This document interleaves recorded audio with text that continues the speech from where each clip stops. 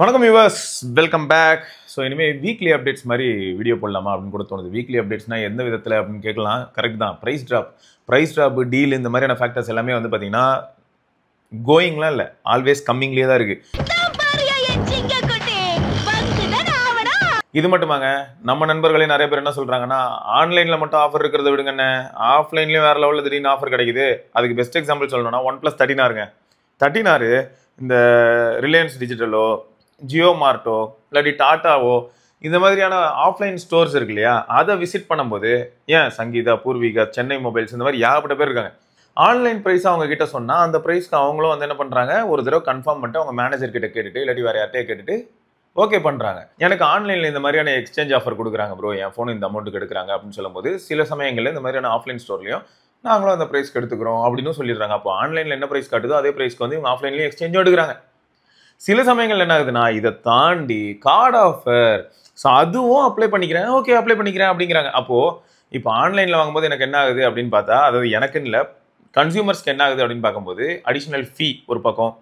ரெண்டாவது, சில சமயங்களில் வந்து நம்ம எதிர்பார்க்கறது ஒரு 2 நாளில் டெலிவர் ஆகணும்னு, பட் அது ப்ராசஸிங்லேயே ஒரு வாரம் இருக்கும். அதுக்கப்புறமா தான் டெலிவர் ஆகுது, சில சமயங்கள் ஆகாமல் போகுது, சில சமயங்களில் கேன்சல் ஆகுது.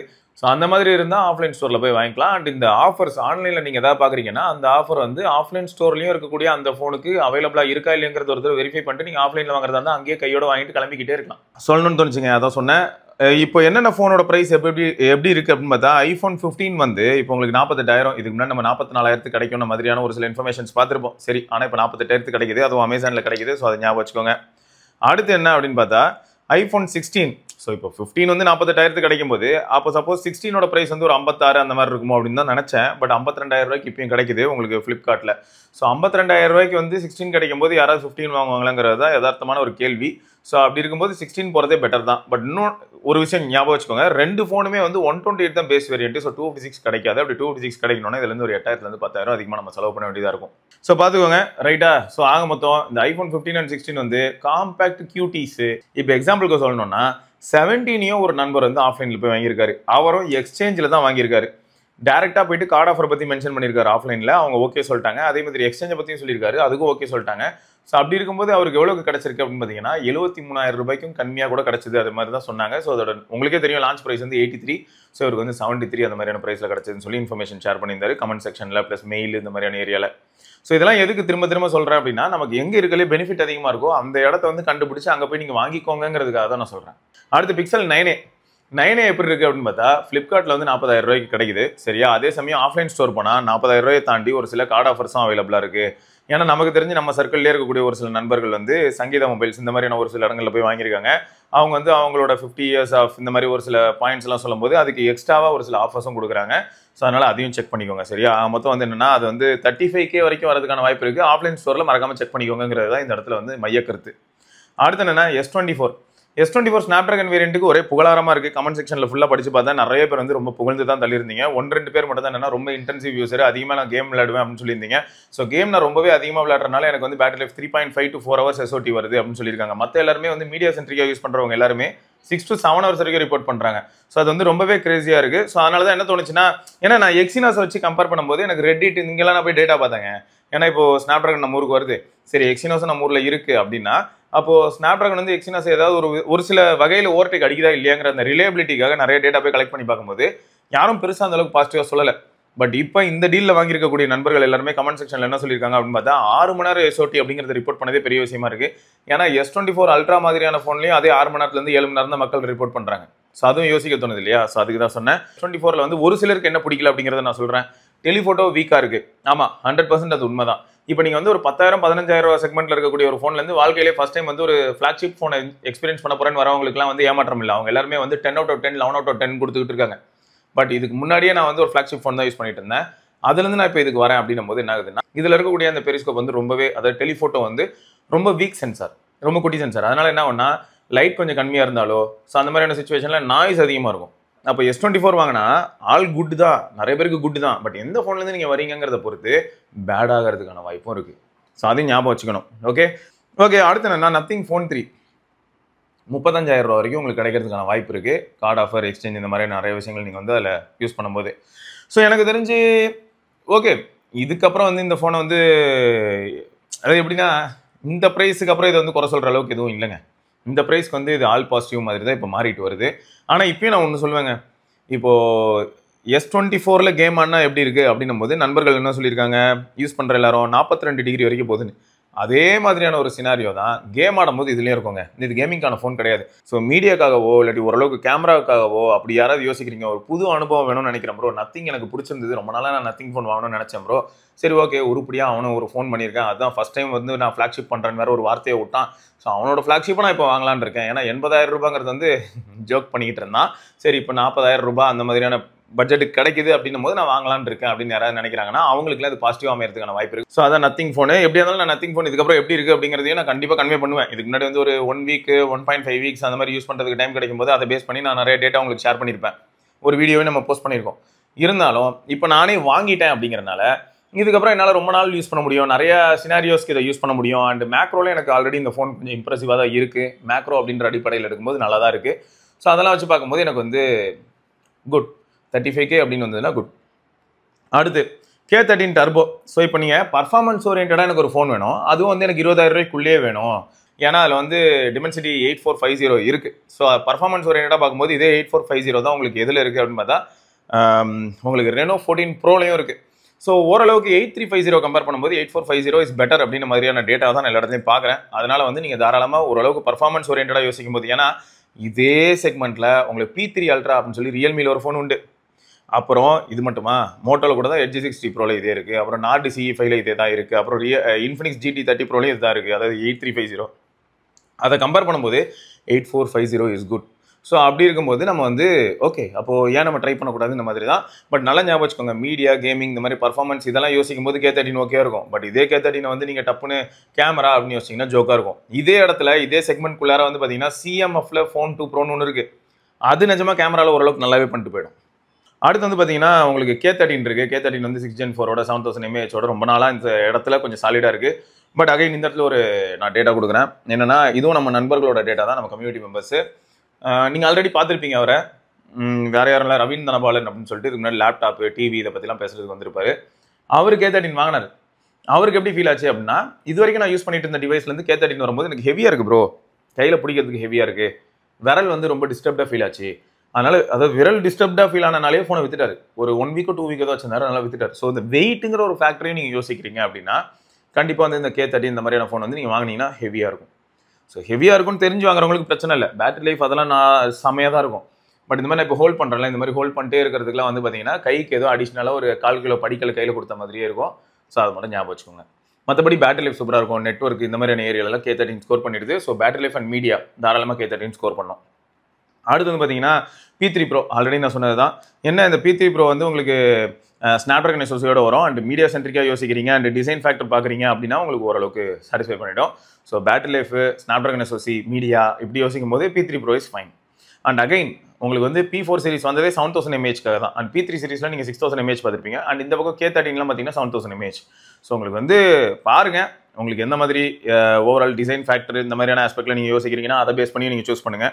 அப்படி இல்லையா பேட்டரி லைஃப் தான் ப்ரைம் அப்படின்னு வரும்போது 7000 mAhக்கு ஒரு சின்ன எட்ஜ் இருக்கும். ரைட்டு. ஸோ அடுத்து வந்து பார்த்தீங்கன்னா P3 Ultra நான் ஆல்ரெடி சொன்னது தான். ஸோ ஓரளவுக்கு பர்ஃபார்மன்ஸ் ஓரியன்டான ஒரு டிவைஸ். ஸோ இது வந்து நமக்கு 19,000. ஸோ இது எல்லாமே வந்து இதுவும் பாருங்கள் 120K தான் வருது. என்ன பொறுத்த வரைக்கும் நான் என்ன சொல்லுவேன்னா P3 Pro இந்த மாதிரியான விஷயங்களுக்குள்ள கால் எடுத்து வைக்கும்போது ஓரளவுக்கு நெட்வொர்க் ரிலேபிலிட்டியாவது இருக்கும். அது மட்டும் இல்லாமல் மீடியாக்காக தான் வாங்குறேன் அப்படிங்கிறவங்களாம் P3 Pro போகிறதே சேஃப் தான். அல்ட்ரா வந்து போகிறதுக்கு பதில் நம்ம பேசாமல் K13 டர்போ போயிடலாமே நம்ம மாதிரி தான் ஃபீல் ஆகுது. அது மட்டும் இல்லாமல் ரியல்மி இப்போ இருக்கிற நிலைமையில் எப்படி இருக்குன்னா, Realme okay Realme is Realme, but camera ரியல்மியில் நீங்கள் ஃபோன் வாங்கலாம், பேட்டரி இந்த மாதிரியான ஒரு சில ஃபேக்டர்ஸ்க்காக வாங்கலாம், battery charging standard Realme UI இப்படி யோசிச்சு வாங்கலாமே தவிர கேமராக்காக நான் ரியல்மி வாங்கினேன் அப்படின்னு நினைக்கிறதுக்குலாம் இனிமேல் வந்து அவங்க இடமே கொடுக்கறதில்ல, அவங்களே அந்த ஏரியாவே அழிச்சிக்கிட்டு வராங்க. ஸோ இப்போதைக்கு எனக்கு ஒரே ஒரு கேள்வி இருக்குது, அதுக்கு நீங்கள் வேணால் எனக்கு ஹெல்ப் பண்ண முடிஞ்சால் பண்ணுங்கள். ரியல்மி 15 Pro நீங்கள் யாராவது வாங்கியிருந்தீங்கன்னா ரியல்மி 15 Pro உங்களுக்கு டே டு டே லைஃப்பில் எப்படி இருக்குது அப்படிங்கிறத மறக்காம கீழே கமெண்ட்டில் சொல்லுங்கள், தெரிஞ்சுக்கிறேன். ரைட்டா? ஓகே. ஸோ அடுத்து வந்து பார்த்தீங்கன்னா well known player S24 FE. S24 FE மேலேயும் அதே மாதிரி ஒரு புகழாரம் தான் ப்ரோ, வார்ம் ஆகுது ஓரளவுக்கு, அவ்வளோதான். பட் நான் இது வரைக்கும் எக்ஸினாஸ் மேலே எனக்கு ஒரு அபிப்பிராயம் இருந்தது, அந்த அபிப்பிராயத்தையும் மாத்திர மாதிரியான ஒரு டிவைஸ் நான் என் லைஃப்பில் யூஸ் பண்ணியிருக்கேன்னா அது S24 FE தான். S23 FE யூஸ் பண்ணுறவங்களாம் பார்க்கணுமே, ஹாஸ்பிட்டலுக்கு போயிட்டு வர மாதிரியான ஒரு மைண்ட் செட்டில் கதறிக்கிட்டு இருக்காங்க. பட் S24 FE அப்படி இல்லை அப்படின்னு சொல்லியிருக்காங்க. இன்னொன்று என்னென்னா பாசிட்டிவ் சைட், சாம்சங் வந்து S23 S24 மாதிரியான ஃபோனுக்கு இப்போ அப்டேட் புஷ் பண்ணிட்டு இருக்காங்க. அந்த அப்டேட் மூலமா என்னாச்சுன்னா One UI 6ல கிடைச்ச SOT-யோட One UI 7ல ஓரளவுக்கு பெட்டராச்சு. One UI 7ல கிடைக்கிற SOT அண்ட் ஸ்டெபிலைசேஷனோட One UI 8ல இன்னும் பெட்டரா இருக்கு. ஸோ ஆக மொத்தம் என்ன ஆயிடுச்சு, எல்லாருமே பாசிட்டிவாக தான் சொல்லியிருக்காங்க. ஸோ இதுவும் ஒன்று இருக்கு. ஸோ ஆக மொத்தம் 30Kல S24 FE வந்து சாலிடாக பர்ஃபார்ம் பண்ணிட்டு இருக்கு. அடுத்து வந்து Realme P4 7400 ப்ராசஸரோட இது வந்து இந்த பேட்டரி ஹைக்கை மட்டும் கொண்டு வந்து சேர்க்கறதுக்காக வந்து ஒரு டிவைஸ் தான். ஸோ என்னை பொறுத்த வரைக்கும் என்ன சொல்லுவேன்னா, இதுக்கு K30 வாங்கிட்டு போயிடுங்கன்னு தான் சொல்லுவேன். சரியா? ஸோ அது ஒன்று. பட் டிசைனுக்காக எனக்கு பிடிச்சிருக்கு ப்ரோன்னு நினச்சா அது அவங்க ப்ரிஃபரன்ஸ் வாங்கிக்கலாம். அடுத்து S25 எட்ஜ், அது இன்னும் கொஞ்ச நாள் வெயிட் பண்ணுங்கள். அதுவும் 50,000-60,000 வரும்னு நினைக்கிறேன். S25 எட்ஜ் அப்படி வரும்போது நம்ம கன்சிடர் பண்ணிப்போம். Let's wait. ஏன்னா 90Kக்கு இன்ஜினியரிங்காக நம்ம சொல்யூட் போடலாம், குட்டி கொரோனா அடிக்கலாம், என்னென்னாலும் பண்ணலாம். பட் அதுக்காக 90K கொண்டு போய் அதில் போடணுமான்னு கேட்டால் 90Kக்கு என்னென்ன ஃபோன் இல்லாமல் இருக்குது. சாம்சங் தரப்புலேயே தெரியாது, ரொம்ப அப்படி தெரியான ஃபோன்ஸ்லாம் இருக்குது. எக்ஸாம்பிளுக்கு சொன்னோன்னா S24 Ultra என்டர்பிரைஸ் எடிஷன் கூட திடீர்னு ஸ்டாக் வரும். அதுவே உங்களுக்கு வந்து 75,000 கிடச்சிட்டு போயிடும். அப்புறம் ஏன் நான் 90K கொடுத்து யூ-டர்ன் போட்டு டேபிளை உடச்சி. அதனால் இப்போதைக்கு வந்து பார்த்தீங்கன்னா S25 எட்ஜின்னு ஒன்று இருக்குது. அது வந்து வரும்போது 1,10,000 கிட்ட இருந்தது. ஆனால் இப்போ 90,000 கிடைக்குது. அப்போ ஃபியூச்சரில் 70,000 கிடைக்கும். அதுக்கப்புறம் பார்த்தீங்கன்னா இன்னும் கம்மி ஆகிறதுக்கான வாய்ப்புகளும் இருக்குது ஸ்டாக்கை பேஸ் பண்ணி. ஸோ வெயிட் பண்ணணும், இதெல்லாம் வெயிட் பண்ணலாம். அடுத்து என்னென்னு பார்த்தீங்கன்னா A35 120Kங்கிறது செம்ம க்ரௌடடாக இருக்குது. ஸோ அந்த இடத்துல A35ங்கிற டிவைஸும் மாஸ் பண்ணுது. இந்த A35 மாதிரியான டிவைஸ்க்கும் One UI 8 அப்படிங்கிறது நேரம் வந்திருக்கும். ஸோ மொத்தம் யாராவது A35 யூஸ் பண்ணிட்டு இருக்கீங்கன்னா உங்களுக்கு எப்படி இருக்குன்னு சொல்லுங்கள். A35 காட்டிலும் A36 அப்படிங்கிற டிவைஸ் வந்து அது இப்போதைக்கு கொஞ்சம் காஸ்ட் அதிகம் தான். பட் 120Kல எனக்கு சாம்சங் டிவைஸ் தான் வேணும். எனக்கு வந்து ஆல்ரெடி அங்கே இருக்கக்கூடிய இத்து போன சாம்சங் டிவைஸ் வேணாம். எக்ஸாம்பிளுக்கு சொல்லணும்னா ஒரு A16 A17 மாதிரியான ஃபோன்லாம் எனக்கு தயவுசெய்து வேணாம் ப்ரோ. ஸோ மீடியாக்காகவும் கேமராக்காகவும் சாம்சங்கோட One UI-க்காகவும் அப்படின்னு பார்க்கும்போது அந்த லிமிடேஷன்ஸ் எல்லாமே A35 சீரிஸில் கொஞ்சம் கம்மியாக இருக்கும். அடுத்து வந்து பார்த்தீங்கன்னா CMFல வந்து அந்த 33 வாட் சார்ஜர் இருக்குது. நத்திங்கோட 33 வாட் சார்ஜர், PD சார்ஜர். அது வாங்கினா நம்ம பிக்சல் டிவைசஸ், சாம்சங் டிவைஸு, எல்லா டிவைஸுமே மேக்ஸிமம் ஃபோன்ஸ் இன்னைக்கு நான் பார்க்குற எல்லா ஃப்ளாக்ஷிப் ஃபோன்ஸ் அண்ட் எல்லா மிட்ரேஞ்ச் ஃபோன்ஸ், நிறைய ஃபோன்ஸ் வந்து PD PPS ஸ்டாண்டர்ட்ஸை வந்து எல்லாருமே யூஸ் பண்ண ஆரம்பிச்சிட்டாங்க. ஸோ அப்படி இருக்கும்போது இந்த 33 வாட் சார்ஜர் CMFோடது வாங்கினோம்னா கூட அந்த கம்ஃபர்டபிலிட்டியில் வந்து பிரச்சனை இருக்க போகிறது இல்லை. ஸோ யாருனாலும் வாங்கி யூஸ் பண்ண முடியும். அது 800 அவைலபிளாக இருக்குது. ஸோ அதை இந்த இடத்துல நோட்டிஃபை பண்ணுறேன். நத்திங் பட்ஸ் 2 வந்து 2,000 கிடைக்குது. CMF by Nothing buds 2. CMF buds வந்து நல்லா இருக்குது. ஆனால் பேட்டரி லைஃப்பில் பிரச்சனையாக இருக்குது. நான் கம்யூனிட்டி போஸ்ட்டில் கூட போய் படித்து பார்த்துட்டு இருக்கேன். இப்போ நான் ஃபோன் வாங்கினால கம்யூனிட்டியில் போய் என்ரோல் பண்ணி போஸ்ட்லாம் போட ஆரம்பிச்சிருக்கேன். அங்கே போய் பார்த்தாலும் நிறைய பேர் வந்து பட்ஸ் ரிலேட்டடான கம்ப்ளைண்ட்ஸ் வச்சுருக்காங்க. அதனால் இப்போதைக்கு வந்து நல்லா தான் இருக்குது, நல்லா தான் பண்ணுறாங்க. ஆடியோ குவாலிட்டி நல்லா இருக்குது, சென்சிட்டிவிட்டி ஆஸ்பெக்டில் நல்லா இருக்குது, எல்லாம் கரெக்ட். பட் பேட்டரி வந்து சீக்கிரம் செத்து போயிடுது அப்படிங்கிறனால அது லைஃப்பில் ஹெல்த் வேணாம். போக்கோ M7 இது எப்படியா 10,000 வந்தது அப்படின்ற மாதிரி தான் இருக்குது. 7,000 mAh பேட்டரி, வேறு லெவல். ஸோ உங்களுக்கு வந்து பேட்டரி சென்ட்ரிக்காகவும் LCD பேனல் ப்ரோ. எனக்கு எல்இடியில் தானே ஊருக்குள்ளே ஏற்பட்ட பிரச்சனை சொல்கிறீங்க. LCD side mounted fingerprint எனக்கு ஓகே, இதெல்லாம் எனக்கு போதும், இந்த ஃபோனே போதும். மீடியாக்காக தான் வாங்குறேன், பேட்டரிக்காக தான் வாங்குறேன்னு நினைக்கிறவங்களுக்குலாம் வந்து தாராளமாக super phone. Around 10K Poco M7 அடுத்து மோட்டோரோலா Edge 60 Pro இப்போ வந்து 25,000 இருக்குது. Edge 60 Proவில் என்ன தான் டிமென்சிட்டி ப்ராசஸர் இருந்தாலும் மோட்டோரோலாவை ஓவராலாக எல்லாரும் அடிக்கிறாங்க. கமெண்ட் செக்ஷனில் பார்க்குறேன், ப்ளஸ் ட்விட்டரில் பார்க்குறேன். ஸோ எல்லாருமே வந்து கொஞ்சம் இப்போ ரீசெண்ட் ட்ரெண்டில் வருத்தம் தெரிவிக்கிறாங்க. எல்லாரும் என்ன தெரியுமா சொல்கிறாங்க, அவங்ககிட்ட எவ்வளோ பெரிய டீம் இருக்குன்னு நமக்கு தெரியாது ப்ரோ. ஆனால் இப்போ ரீசெண்டாக நிறைய வசவசன்னு குட்டி போட்டு அதில் கான்சென்ட்ரேட் பண்ண தெரிஞ்ச அவங்களுக்கு போட்ட குட்டி எல்லாத்தையும் எப்படி பாதுகாக்கணும்னு தெரியாமல் போய் நிறைய குட்டிகள் செத்துக்கிட்டு இருக்கு அப்படின்னு சொல்லிட்டு இருந்தாங்க. ஸோ இந்த கருத்து இந்த இடத்துல சொல்கிறேன். மொத்தம் மோட்டோரோலா வாங்கக்கூடாதுன்னு நான் சொல்ல வரல. பட் மோட்டோரோலாவில் என்ன பிரச்சனை இருக்குங்கிறது உங்ககிட்ட சொல்லிடணும்ல. ஸோ அதுக்காக சொல்கிறேன். அதாவது ஃபயர் அண்ட் ஃபர்கெட் மோடில் அவங்க போயிட்டு இருக்காங்க. ஏதோ மிசைல் லான்ச் பண்ணுற மாதிரி ஃபோன் லான்ச் பண்ணிட்டு போயிடுவாங்க.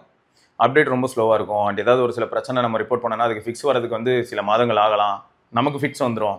ஸோ இந்த மாதிரியான ஒரு சில ப்ராப்ளம் வந்து மோட்டோரோலா கம்யூனிட்டியில் இப்போ ரிப்போர்ட் செய்யப்படுது. பட் மோட்டோரோலா ஆக்சுவலாக ஒரு நல்ல வெல் கேப்பபிள் பிராண்டாக எமர்ஜ் ஆகிட்டு திடீர்னு பார்த்தா சைலண்டாக என்ன ஆகிட்டு இருக்குன்னு தெரியல. உள்ளுக்குள்ளே இருக்கிற நிறைய எம்ப்ளாயிஸ் வந்து ஹைக் கேட்டாங்களா, இல்லாட்டி இவங்க கொடுக்க முடியாதுன்னு சொன்னாலும் அவங்களாம் வேலையை விட்டு போயிட்டாங்களா தெரியல, ஏதோ நடந்திருக்கு. மொத்தம் இப்போ வந்து சல்லுன்னு இப்படி போயிட்டு இருந்தாங்க, அப்படியே தோய்வு நிலையில் இருக்காங்க. அப்படியே இப்போ திரும்ப கிராஃப் கீழே நோக்கி போய்கிட்டு இருக்கு. அடுத்து வந்து பார்த்தீங்கன்னா iQOO Neo 10R. ஸோ 25,000 எனக்கு ஒரு கேமிங் ஃபோன் வேணும். iQOO மேலே எனக்கு ஒரு ஹோப் இருக்குது ப்ரோ. பேசிக்காக கேமரா வேலை செஞ்சால் எனக்கு ஓகே. செல்ஃபி கேமரா கொஞ்சம் டீசெண்டாகவும் ரியர் கேமராவும் நல்லா இருந்ததுன்னா போதும். அதை தாண்டிலாம் நான் வேறு எதுவும் எதிர்பார்க்கல. இந்த 8MP அல்ட்ரா வைட் நம்பிலாம் அந்த ஃபோன் வாங்கலாம் அப்படின்னு நினைக்கிறவங்களுக்குலாம் வந்து iQOO Neo 10R battery life இந்த மாதிரியான ஏரியாவில் ஸ்கோர் பண்ணிட்டு போயிடும். Neo 10R யூசர் யாராவது நீங்கள் இருக்கீங்கன்னா உங்களுக்கு இப்போ இந்த டிவைஸ் எப்படி இருக்குது அப்படிங்கிறத நீங்கள் சொல்லலாம். லேட்டஸ்ட்டு ஃபண்டச் OSலாம் அதுக்கு அப்டேட் வந்ததுக்கப்புறம் எப்படி இருக்குது. அண்ட் இப்போ நிறைய பேர் வந்து iQOO டிவைஸ் மேலேயும் விவோ டிவைஸ் மேலேயும் இன்ட்ரெஸ்ட் காட்டும் போது என்ன ஒரு பின்குறிப்பு போட்டு அனுப்புகிறாங்கன்னா, அண்ணா Origin OS வரும்ல அப்படின்னு சொல்லி அனுப்புகிறாங்க. ஸோ அதனால் Origin OS வரும்ன மாதிரி தான் எல்லா பேஜ்லையும் போயிட்டுருக்கு.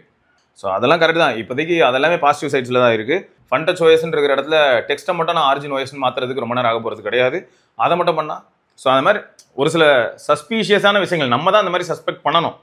நம்ம வந்து எல்லாமே மாறும், எல்லாத்தையும் ஆல்வேஸ் பாசிட்டிவாவே பார்த்துட்டு இருந்தா வேலைக்கு ஆகாது இல்லையா? ஸோ அதனால அப்படி ஒரு வார்த்தையை சொல்றேனே தவிர, மற்றபடி வந்து ஆல்ரெடி யாராவது ஐக்கூலாம் வச்சிருக்கீங்கன்னா இந்த அப்டேட் வரும்னு சொல்லியிருக்காங்க. அப்டேட் வந்ததுக்கப்புறம் நமக்கு தெரிய போகுது. அண்ட் இப்போ வரைக்கும் அந்த ஐக்கூ நியோ 10R யூசர் உங்களுக்கு வந்து அப்டேட்ஸ்லாம் வந்ததுக்கு அப்புறமா, FunTouchOS அப்டேட் வந்ததுக்கு அப்புறமா டிவைஸ் எப்படி இருக்குங்கிறத சொல்லுங்க. ஸோ இந்த மாதிரி நிறைய டிவைஸ் இருக்குங்க. எல்லா டிவைஸ்க்குமே பிரைஸ் அப்படியே ஃபிளக்சுவேட் ஆகிட்டே தான் இருக்கு. அதில் ஏதாவது பாசிட்டிவாக நல்ல விஷயங்கள் நடந்ததுன்னா கண்டிப்பாக நாங்கள் ரிப்போர்ட் செய்வோம். ஓகேயா? ரைட்டுங்க. ஸோ இதை நம்ம இன்னொரு பதிவில் சந்திப்போம். அது வரைக்கும் சிவபரணி பார்க்கலாங்க. பை டாடா.